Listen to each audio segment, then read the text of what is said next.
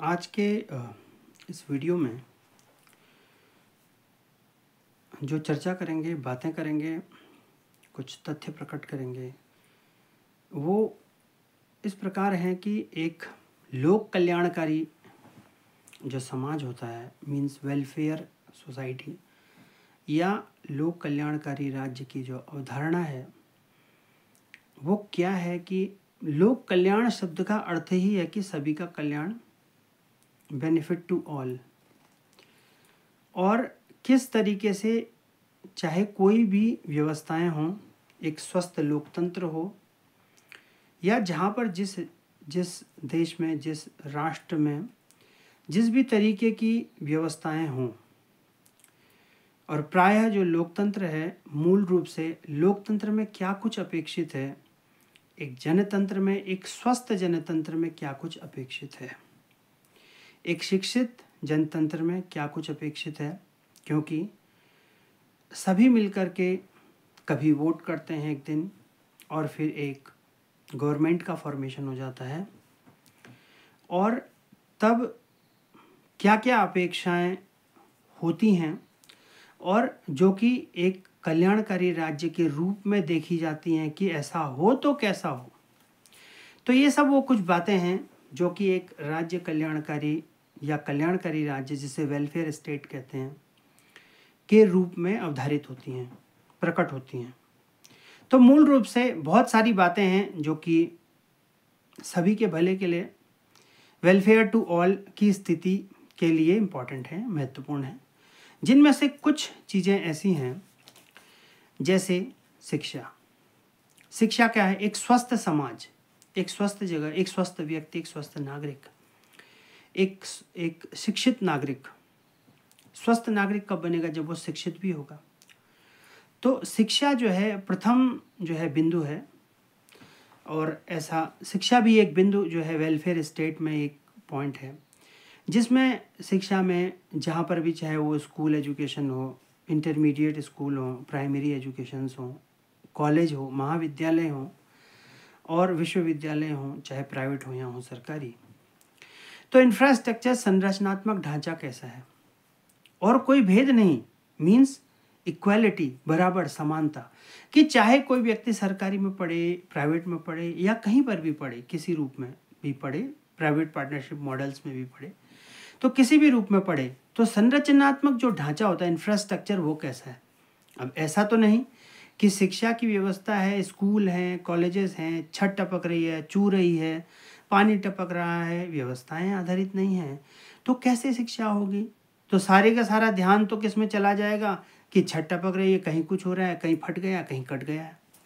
तो इसीलिए इंफ्रास्ट्रक्चर जो संरचनात्मक ढांचा है, और उसमें छोटी छोटी जो सुविधाएं हैं, जैसे पेयजल, पीने का पानी उपलब्ध हो, हेल्थ हाइजीन स्कूल कॉलेजेस के अंदर अवेलेबल हो, इसके साथ साथ टेबल चेयर के बैठने की ऐसी जो सामान्य व्यवस्था है वो हो, टीचर्स वहाँ पे हों, जो भी फैकल्टी मेंबर्स हैं, टीचर्स हैं, सभी हों, और स्टूडेंट्स के लिए उनके इनकरेजमेंट के लिए चीज़ें जैसे होती हैं, और एक्स्ट्रा को करिकुलर जो कि एक सामान्य गतिविधियाँ हैं वो लगातार ही हों, और कल्चरल एक्टिविटीज़ और रिलेटेड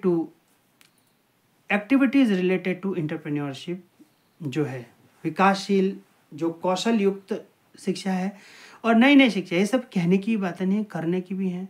काम करने वालों के लिए एक बहुत अच्छा इन्वायरमेंट हो, पॉजिटिव इन्वायरमेंट हो, नकारात्मकताओं का थोड़ा सा प्रभाव कम हो, छुपी हुई, लेटेंट या मैनिफेस्ट, लेटेंट मतलब होता है छुपी हुई, और मैनिफेस्ट मतलब प्रकट होने वाली, तो लेटेंट या मैनिफेस्ट तरीके से जो एनर्जी को नेगेटिव करना या एनर्जी का डिसयूटिलाइजेशन ना हो, व्यर्थ की पॉलिटिक्स बाजी में इन्वॉल्वमेंट, बहुत ऐसा आपस में उलझातारी ऐसी ना हो, तो ये सब चीज़ें एक स्वस्थ शिक्षा की ओर जो है अग्रसर होती हैं, और काम करने वाले आराम से काम कर सकें कंड्यूसिवली, और इंफ्रास्ट्रक्चर भी हो, और ये सब मिले। शिक्षा के बाद क्या है कि स्वास्थ्य भी एक बहुत बड़ा इम्पॉर्टेंट मैटर है, क्योंकि कोई भी कल्याण शिक्षा के बाद स्वास्थ्य से भी होगा। स्वास्थ्य है तो उसमें जितनी भी सारी चीज़ें हैं, हॉस्पिटल्स हैं, जितने भी अस्पताल हैं वो हों, जिला अस्पताल हैं, चाहे सामुदायिक केंद्र हैं, वो सुविधाएं वहाँ पर पूरी है ना, कि कोई भी किसी से बड़ी और छोटी से छोटी जो भी सुविधाएं हैं वो हों, मात्र अस्पताल रेफर सेंटर न बने, गंदगी का कारण न बने, और जो जन अपेक्षाएं वो पूरी हों। जब कभी भी ऐसी कोई चीज़ दिखाई जाए, जैसे अभी कुछ समय पहले जो है किन्हीं पत्रकारिता के माध्यम से भी कई जगह की हॉस्पिटल्स की गंदगी वगैरह, और वो एक सामान्य प्रक्रिया थी, उसमें तो साफ सफाई होकर के एक स्वच्छता का कैंपेन लगा करके इतने में काम बड़ा हो जाना था। तो उतनी भी अगर जिम्मेदारी समझ लेंगे और होगी, तो फिर क्या होगा कि एक पॉजिटिव अप्रोच होगी, एक सकारात्मक अप्रोच होगी, बजाय इसके कि चीज़ों के भागने और जिम्मेदारी से भागने के। इसके साथ साथ जो डॉक्टर्स हैं, अस्पताल में डॉक्टर, वो अपनी जिम्मेदारियों से हिचके ना, और पहले तो डॉक्टर्स की नियुक्ति हो, काम करें। और डॉक्टर्स में क्या है कि कई बार ऐसा भी सुनने को होता है कि इसका भी कई बार बहुत न्यूली अपॉइंटेड हो या कई समय से, कि कई बार ऐसा भी होता है कि जिम्मेदारियों से भी जो होता है, हो सकता है कि एक ही प्रोफेशन में रह कर के कई बार मोनोटोनी हो सकती हो, लेकिन वो जिम्मेदारियों से कि जो होगा कि उपचार तो करना ही है, ऐसे भी अनुभव सुनने को मिलते हैं। पेशेंट केयर है एंड मॉनिटरिंग है, जो भी उपचार कराने के लिए आ रहा है, तो वो इसी उद्देश्य से आ रहा है। चाहे ख़ास तौर पे जो सरकारी अस्पताल हैं, सरकारी अस्पतालों की जो स्थिति है वो बहुत ही अच्छी और व्यवस्थित होनी चाहिए, और वहाँ पर सारा हेल्थ, हाइजीन, पेयजल, अन्य चीज़ें और ऐसी सभी जो छोटी बड़ी चीज़ें हैं, और अधिक से अधिक जो दवाइयाँ हैं वो भी उपलब्ध अस्पतालों के अंदर हो, और मात्र रेफर सेंटर ना बन के रह जाएं। मात्र ऐसा नहीं कि बस हर एक दवाई, छोटी से छोटी दवाई भी अस्पताल के बाहर से लिख दी है, कि जो जेनेरिक दवाइयाँ, जो ऐसी दवाइयाँ जो मेडिकल रिप्रेजेंटेटिव से मिलती है, फ्री ऑफ कॉस्ट मिलती है, कि वह भी नहीं मिल पा रही हैं, ऐसी स्थिति भी ना हो। तो क्योंकि जो जन कल्याणकारी राज्य है, वेलफेयर स्टेट है, या फिर जब भला जहाँ पर सबका होना है, तो ऐसा नहीं है कि भला चाह रहे हैं तो कोई इमोशनली एस्पेक्ट होगा, ये बहुत ही सामान्य एस्पेक्ट है। क्योंकि सभी जो सेंसेस होते हैं, सभी के 6 सेंस होते हैं, आँख, नाक, कान, मुख, और वो सब एक ही जैसा कार्य करते हैं। तो संवेदनाएं होती हैं, मनुष्य के भीतर कोई ठूंठ तो होता नहीं है। तो इसीलिए ये सब चीज़ें बहुत ज़रूरी हैं, लाइक एक बहुत अच्छी शिक्षा, एक स्वास्थ्य और सहकारिता भी। सहकारिता में क्या है, कोऑपरेटिव सेक्टर है। कोऑपरेटिव सेक्टर में होता प्रायः क्या है कि किसानी है और जो भी जुड़े हुए लाइट सेक्टर्स हैं, तो उसमें बहुत सारी ऐसी अपनी जो एक्टिविटीज़ होती हैं, जैसे मुर्गी पालन है, जैसे अन्य चीज़ें हैं, कोई और एग्रीकल्चरल एक्टिविटीज़ हैं, तो उनके लिए प्रोत्साहन राशि मिलती है, प्रोत्साहन मिलता है, लोनिंग्स मिलती हैं। तो वो कम से कम जिस तरीके से निर्धारित है कि जो वाकई में सहकारिता के लक्ष्य हैं वो पूरे हों। इसके साथ साथ स्वतंत्रता। अब मान लीजिए कि किसी बात को कोई कह रहे हैं, कोई धरने हैं, कोई अपनी बातों को रखना चाह रहा है, कोई सामान्य रूप से रख रहा है, कोई ज्ञापन के रूप से रख रहा है, कोई किसी भी रूप से रख रहा है, तो दमनकारी नीतियाँ या ऐसी वो सभी सारी जो चीज़ें हैं कि पहले से ही प्रीफेस होकर के कि ऐसा होगा तो ऐसा ही होगा, या फिर हर चीज़ को वोट के रूप में देखना, कि हर चीज़ को एक डिफेमेशन के रूप में देखने का प्रयास न होता तो बड़ा अच्छा होता, कि एक जन कल्याणकारी राज्य के लिए बड़ी एक सुलभता हो जाती। इसके साथ साथ स्वतंत्रता यहीं पर जो है कि बहुत महत्वपूर्ण बिंदु है। जैसे अब स्वतंत्रता में एक स्वतंत्र पत्रकारिता का भी कॉन्सेप्ट है कि भाई पत्रकारिता तो की ही जाती है कि सारी की सारी चीज़ों को बताया जाए, चीज़ें की जाएं, फोकस की जाएं, और पत्रकारिता में जो है जो भी अभिव्यक्ति अपनी करना चाह रहे हैं कि कानूनी परिधि या उसके रूप में, तो पत्रकारिता को करने में कोई दिक्कत नहीं कि स्वतंत्र पत्रकारिता में ही प्रश्न खड़ा कर दिया, या फिर कोई प्रोटेस्ट कर रहा है। जैसे अगला पॉइंट ही है कि रोजगार, अब नौकरी है भाई, पोस्ट कहीं पर है इतने, अगर सरकारी ऑफिस बहुत सारे होते हैं, सरकारी पद भी बहुत सारे होते हैं, है ना, और नौकरियों को सृजित कर नौकरियां देना, ग्रेड पे की नियुक्तियां देना। अब हर नौकरी ठेके में तो नहीं हो सकती, हर नौकरी ऐसे में भी नहीं हो सकती, दैनिक दिहाड़ी में, हर नौकरी कंसोलिडेटेड में भी नहीं हो सकती, संविदा पे भी नहीं हो सकती, और लंबे समय तक संविदा पे भी नहीं हो सकती। कि लंबे समय तक भाई कोई संविदा पे ही काम रहे, फिक्स्ड अमाउंट में काम कर रहा है, कि कोई प्रोविडेंट फंड और अन्य की सुविधाएं तक नहीं है। तो ये सब कहीं ना कहीं जो मौलिक अधिकार हैं, जो मौलिक सुविधाएं, उनका हनन ही तो है। तो फिर इन सब में जो संविधान पढ़ते हैं, संविधान मतलब जो सभी के द्वारा अंगीकृत और सभी के द्वारा स्वीकृत और कहा गया कि इस चीज़ पे एग्री करते हैं, तो ये सब चीज़ें जब हैं तो ये तो पूरा ही नहीं हो रहा है कि खाली मानो लिखा ही जाता है। तो ये सब वो चीज़ें हैं, जैसे रोज़गार है, नौकरी है। और नौकरी जब निकल नहीं रही होती तो सामान्य सी बात है कि कई बार एजिटेशन भी होते हैं, धरने होते हैं, चीज़ें होती हैं। गत वर्षों में ऐसा भी कई बार देखने को मिलता है। पिछले 2023 में बहुत पिटाई कई बार हुई है कई ज़िलों में, और देहरादून में तो प्राय बहुत हुई कि कई महीनों तक तो वो अपने घाव ठीक ही करते रह गए, इतनी ज़्यादा पिटाई भी हो गई। तो ये बहुत जो है कि एक स्वतंत्रता का उदाहरण है कि जो जन कल्याणकारी नीतियों की अवधारणा है उसके लिए बहुत ही ज़रूरी है जो जहाँ पर जैसा एजिटेशन है उसको सुना जाए, कन्फ्रंट किया जाए और सामने जाया जाए, उसका सॉल्यूशन ही किया जाए। तो नौकरी अगर कोई के लिए डिमांड कर रहे हैं तो वो कोई गलत नहीं है, वो कोई ऐसी बात नहीं कि अनोखी बात कर रहे हैं। क्योंकि नॉन प्लान्ड एक्सपेंडिचर, कोई भी देखिए बजट होता है, एक सीमित संसाधन देश में होते हैं, सभी जगह पर होते हैं, सारे देश में होते हैं। और उन्हीं सीमित संसाधनों पर, जैसे कहते हैं कि limited resources and unlimited wants, तो इसीलिए एक जो सीमित संसाधनों पे बहुत सारी इच्छाएं प्रकट होती हैं। तो अगर ऐसे में अनलिमिटेड जो है नॉन प्लान्ड एक्सपेंडिचर यानी गैर नियोजित व्यय और अनियोजित व्यय होंगे, मौज मस्ती होगी, खान पान अधिक होगा, चीज़ें होंगी और बहुत ज़्यादा जो है करप्ट प्रैक्टिसेस होने लगेंगी। तो इससे होगा ही बस इतना कि नौकरियों के लिए पैसा बचेगा नहीं।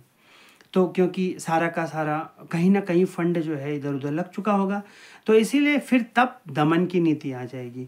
तो इसीलिए ये सब चीज़ों को बहुत सोचना भी आवश्यक है कि एक समय होता है कि जिसके बाद व्यक्ति की, हर किसी की अपनी आवश्यकताएं पूरी हो जाती हैं। तो उसके बाद एक नैतिक दायित्व है कि महज लोक कल्याण की बातें करके ही लोक कल्याण सिद्ध नहीं होगा, बल्कि लोक कल्याण तो तब सिद्ध होगा कि जब एक समय पर सब जिसकी आवश्यकताएं पूरी हो गई हैं, तो उसके बाद कि वह सभी की आवश्यकताओं को पूरा करने के लिए पूरा का पूरा प्रयास करें। और एक स्वस्थ लोकतंत्र में चुनते ही सरकार इसीलिए है। इसके बाद स्टेबल एनवायरनमेंट फॉर बिजनेस, अगर कोई अपना आत्मनिर्भरता करना चाहते हैं, बिजनेस करना चाहते हैं, एंटरप्रेन्योरशिप करना चाहते हैं, तो मार्केट इतना फ्लेक्सिबल भी तो हो कि स्टेबल एनवायरनमेंट हो बिजनेस करने के लिए, और बिजनेस में प्रॉफिट भी हो, मैक्सिमाइजेशन भी हो, तभी तो अच्छा होगा। अब ये क्यों नहीं होता कि कई बार तो कई जहाँ फड़ लगाते हैं या जैसे इनसे भी हफ्ता ले लिया जाता है। कोई एडिशनल जो है कि कोई जो उगाही वाला जो भी सिस्टम कई बार हो जाता है ना। और पार्टिसिपेशंस के नाम पे भी कई बार इकोनॉमी और पैसे को ड्रेन कर लिया जाता है। तो इसीलिए ये सब चीज़ें भी कहीं ना कहीं एक बिजनेस करने वाले के ऊपर, एक रोजगार करने वाले के ऊपर एक प्रभाव डालती हैं। तो रोजगार के माध्यम से भी इस तरीके से जन कल्याण को सुनिश्चित किया जा सकता है। साथ ही के साथ एक पर्यटन भी बड़ा क्षेत्र है जिसमें सड़क है। अब पर्यटन तो तभी बढ़ेगा जब अच्छी सड़कें होंगी। अब गड्ढा मुक्त तो ठीक है कि जो हो गया, लेकिन नई नई सड़कें भी, और जब एक बार कोई सड़क बन जाए तो कम से कम वो 5 साल 4 साल 3 साल के लिए तो टिके। कि कहीं पता चल रहा है कि सड़क की क्वालिटी ही नहीं है, उसमें ग्रिपिंग ही नहीं है, और सारा का सारा बुरबुरे की तरह उड़ रहा है और एक ही बार में धुल गया। तो ये सब पर्यटन के ही अंदर, तब पर्यटन क्षेत्र तब फलीभूत होगा जब सड़क होंगी, सुविधाएं होंगी और सौंदर्यकरण भी होगा। अब डर्टी जगहों पर तो कोई जाना नहीं चाहेगा, जो गलत ऐसा दिखेगा, नॉन मैनेज्ड, अनमैनेज्ड, ऐसी जगहों पर कौन पर्यटन करना चाहेगा। अगर कर भी लेगा तो मन में क्या सोचेगा। तो इसीलिए पर्यटन भी एक लोक कल्याण की अवधि को फिक्स करने के लिए पॉइंट है। इसके साथ साथ सड़कें, एक अच्छी सड़कें, ये तो फंडामेंटल राइट, ये तो बहुत ही कॉमन चीज़ें हैं, मूलभूत आवश्यकता हैं जो आज़ादी के इतने सालों बाद भी आज अपेक्षित हो रही हैं क्या। इसके साथ साथ तकनीकी जो संपन्नता है सभी विभागों में, जितने भी विभाग हैं उसमें जो भी डिजिटलाइजेशन है, अन्य तकनीकी हैं, उनको सीखने में बहुत अभिरुचि। और चीज़ें जब नई नई चीज़ों को सीखेंगे, इनोवेशन करेंगे, शोध करेंगे, चीज़ें करेंगे और झुकेंगे, तो इससे क्या होगा कि अनवांटेड एनर्जी में नहीं लिप्त होंगे। इधर उधर की बातें, व्यर्थ की चुगली, इधर उधर किसी के बारे में ऐसा वैसा सोचने का इतना टाइम रहेगा नहीं। तो इसीलिए तकनीकी जो संपन्नता है और हमेशा लगे रहने और इनोवेशन, नवाचार को प्राप्त करना भी जो है लोक कल्याण की जो होता है कि अवधारणा के लिए एक बहुत पॉइंट हो सकता है, एक बिंदु है। स्वच्छता बहुत बड़ा है। अब कहने के लिए तो क्या है कि स्वच्छ भारत या स्वच्छ जो भी प्रदेश है या स्वच्छता का एक मैसेज है, लेकिन देखा जाए तो कई जिलों में, जैसे देहरादून जिला है, बहुत गंदगी है, बहुत सड़क के इधर भी गंदगी उधर भी गंदगी। बाकी कई जिलों में कई जिलों में भी जब से देखने को मिलता है कि सड़कों में गंदगी है, नगर निकायों में और जिला पंचायत स्थानीय निकायों में और अनेकों बॉडीज़ में, जगह जगह पर, कहीं पर अंदर ऑफिसेज में, कहीं इधर उधर पीक गुटके के थूक रखे हैं दीवारों पे। तो ये सब वो चीज़ें हैं। स्वच्छता, अगर सपोज सड़क पे निकलते घूमने के लिए इधर उधर बास आ रही है और कूड़ा बिखरा पड़ा है, तो क्या सोच आएगी? सुबह वही गंदगी देख रहे हैं, शाम वही गंदगी देख रहे हैं, और क्या विचार आएगा, क्या एक्शन बनेगा उसका? तो इसीलिए स्वच्छता जरूरी है एक लोक कल्याणकारी राज्य की अवधारणा के लिए, और यह सिर्फ बातों में ही नहीं बल्कि करने के लिए भी है। और नशा मुक्ति, नशा जो मुक्त समाज होता है वह भी लोक कल्याणकारी राज्य की अवधारणा के तहत। ठीक है कि राज्य है, राज्य में एक आबकारी विभाग भी है, अन्य ऐसे विभाग भी होते हैं जो इन माध्यमों से रेवेन्यू भी करते हैं। लेकिन नशा मुक्ति का अर्थात यहाँ पर यह भी है कि जानबूझकर कोई नशे में न धकेला जाए, जानबूझकर कोई ऐसा माइनर जो व्यक्ति है वो नशे में न लिप्त हो जाए। और ऐसा नशा जो बहुत ही खतरनाक है, लाइक सिरिंज का नशा जैसे, और सूंघने वाला नशा, और ऐसा नशा ऐसा ड्रग्स वाला नशा, तो ये बहुत डेंजरस है, इससे दूर रहा जाए। समय का सदुपयोग, जितने भी विभागों में काम करने वाले लोग हैं और सब जगह पर शिक्षक हैं और सभी जगह पर पुलिस पर्सनल्स हैं, सभी क्षेत्रों में सभी कर्मचारी सब जगहों पर, और ख़ास तौर पे जो और जनप्रतिनिधि भी हैं, उस समय का सदुपयोग, कि बस पैसा ही कमाने के लिए नहीं बल्कि समय का सदुपयोग। तो यह भी एक स्वस्थ जो है लोकतंत्र में लोक कल्याणकारी जो गतिविधियां हैं उनके लिए एक परिचायक तथ्य है। और सामाजिक जो कुरीतियां उनका उन्मूलन, जैसे दहेज प्रथा, जैसे बलात्कार, जैसे ऐसी जितने भी क्राइम, लॉ एंड ऑर्डर की सिचुएशन जो बहुत हीनियसली और इस तरीके से उटपटांग हैं, तो जो इमीडिएटली हो जाती हैं और कई बार विकृतियां आकर के सिद्ध होती हैं, तो ऐसी चीज़ों से, अब जैसे कहीं पर शादी हो रही है, शादी में कोई दहेज की माँ, कई बार प्रत्यक्ष दहेज करते हैं, कई लोग बहुत चालाक होते हैं इमीडिएटली और बहुत ही इंटरनली जो है दिखा, मुंह से नहीं बोलते हैं लेकिन इंटरनली गलत प्रूव करते हैं। तो ऐसे लोगों को मात्र ऐसे प्रमोशन न मिले कि कोई धनाढ़ है, धनवान है, तो कोई फंडिंग कर देगा चुनाव में, कोई कुछ ऐसा वैसा कर देगा, तो ऐसे के लिए नहीं। तो इसीलिए किसी भी नीति युक्त और इस तरीके से जो स्वार्थ से अलग होकर के, इत्र होकर के ऐसा करें। तो चुनाव में कोई धन नहीं लेना, कि जैसे अपने हर एक बूथ में पैसा भेज दिया जाता है लोगों को, 500, 1000, 2000, और एक बोतल के लिए बिकवा लिया जाता है, बेच लिया जाता है। तो ये सब भी चीज़ें जो हैं एक अवॉइड होनी चाहिए और नहीं होनी चाहिए, जिससे कि अपने मत को एक स्वाभिमान तरीके से दे सके, स्वाभिमानी तरीके से दे सके। कार्यक्रम एवं योजनाओं हेतु जो जनसंपर्क, नई योजनाएं जो कार्यक्रम चलाए गए हैं गवर्नमेंट द्वारा, वो जन घर घर के अंदर जाकर के जनसंपर्क करने ही चाहिए। स्थायीकरण, जो प्रत्येक नियुक्ति है जैसे संविदा के आधार पे होती है, तो उसका एक समय बाद स्थायीकरण बहुत ही आवश्यक है।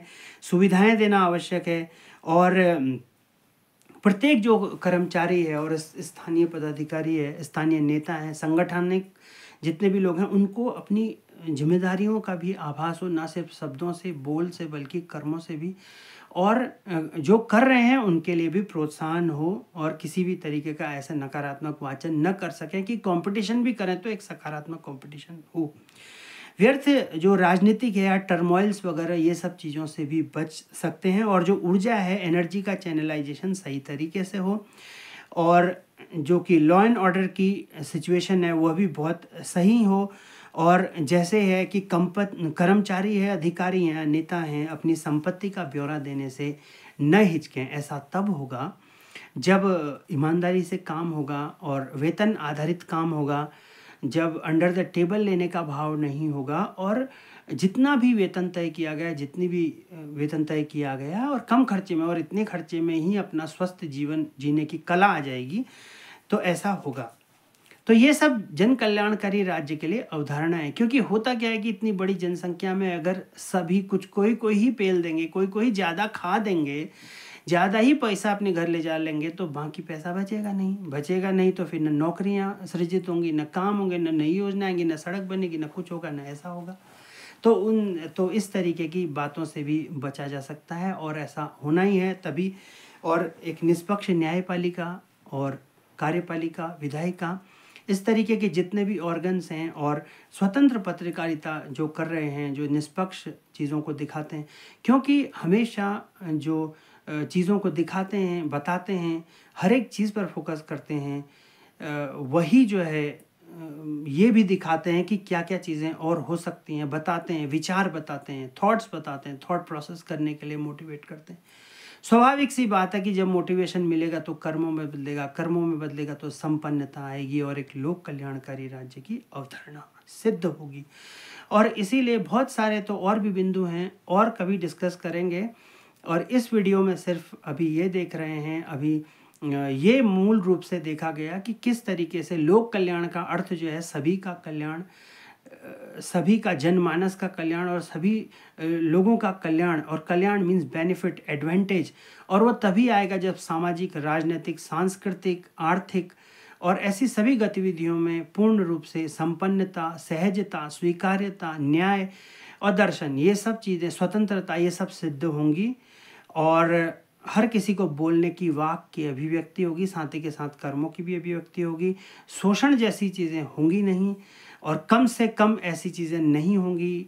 और एक हेल्दी और एक स्वतंत्र समाज की अवधारणा बनेगी। और चूँकि ख़ास तौर पे अगर भारत के भी रेस्पेक्ट में लें तो भारत में जो है कि एक लोकतंत्र है, लोकतंत्र में चुनाव करते हैं, चुनाव के समय पर किसी भी तरीके से कोई शफलिंग ना हो, किसी भी तरीके से कोई ऐसे मोटिवेट ना किया जाए वोट देने के लिए। क्यों? क्योंकि अगर जिसने 5 साल अच्छे से काम किया है, जो गवर्नमेंट या जो भी सरकारें चुन चुन के आती हैं, जिनका चयन होता है, अगर उन्होंने 5 साल अच्छे से काम किया तो डर किस बात का?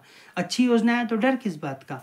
तो उसमें एडिशनल फोर्स करने की, मैनेज करने की, रणनीतियाँ करने की, चीज़ें ऐसे वैसे करने की इतनी आवश्यकता लगता नहीं कि होगी है। तो इसीलिए इसी तरीके से जन कल्याण सिद्ध होगा, सबका भला होगा, क्योंकि चीज़ें हमेशा गोल होती हैं, हमेशा घूमती हैं, जैसा देंगे वैसा ही घूमता रहेगा। क्योंकि जो समाज आज बनाएंगे उसी में सभी लोग भविष्य में भी जिएंगे। तो इसीलिए स्वार्थपरक ना होकर, कि इंस्टेंटेनियसली जो बेनिफिट है वैसा भी ना देखकर, कि एक वर्तमान में भी और भविष्यगामी जो फोरकास्टेड अप्रोच है फ्यूचर जनरेशन्स के लिए, उनको ध्यान में रखते हुए जन कल्याण को सोचें और करें भी। ये सिर्फ कहने का ही मुद्दा नहीं बल्कि करने का भी है। और जो है कि आने वाला जो वीडियो है उसमें इनके बारे में, एक जन कल्याण की अवधि के बारे में, और जो जन कल्याण के जो और तथ्य हैं, जन कल्याणकारी अवधारणा यानी वेलफेयर की जो एक स्ट्रेटजी, एक सोच है, एक अप्रोच है, उसमें और क्या क्या नई चीज़ें हैं, और क्या क्या नया इनोवेशन है, क्या कुछ शोध है। तो ऐसा जो है आने वाले जो है वीडियो में कुछ और कवर करके चलेंगे। फिलहाल आज के लिए ये ऐसी एक्सपेक्टेशन है कि जन कल्याण तो तभी सिद्ध होगा, या कोई भी शब्द तब सिद्ध होता है, प्रायः जन कल्याण की अगर अभी हम बात कर रहे हैं या वेलफेयर स्टेट की बात कर रहे हैं, तो वेलफेयर स्टेट तभी बनता है जब सारे बिंदुओं पर निष्पक्ष और बहुत अच्छे तरीके से काम होगा, तबीयत से काम होगा, और लीपापोती नहीं बल्कि सच में ही काम होगा, और ये सब डेवलपमेंट की ओर बढ़ेगा। और तभी विकसित प्रदेश का, विकसित जिले का और विकसित राष्ट्र का जो ये ख्वाब है, जो ऐसा चीज़ सोच लिया है, और ये सार्थक होगा और ये प्रूव होगा। तो चूँकि विकसितता जो है तभी आती है जब इंस्टेंटेनियसली जो चीज़ बोली जा रही है उनको लगाया जाए, उनमें घुमाव फिराव ना हो ज़्यादा, और जहाँ पर भी अच्छा काम करने वाला कोई हो रहा है तो उसे मोटिवेशन मिलेगा, चीज़ें होंगी और ये सब होगा। निष्पक्षता होगी, निष्पक्ष नियुक्तियाँ होंगी, और निष्पक्ष नौकरियों में भी जो नियुक्तियाँ और उनमें पैसा नहीं लिया जाएगा। बहुत सारी और ऐसी चीज़ें जो बिल्कुल सबको समझ में आती हैं, सभी के समझ में आती हैं। तो ये सब तभी जन कल्याणकारी एक वेलफेयर स्टेट की जो अप्रोच है, अवधारणा है, तब ये सही होगी और सिद्ध भी होगी। तो अभी तक के वीडियो में इतना ही।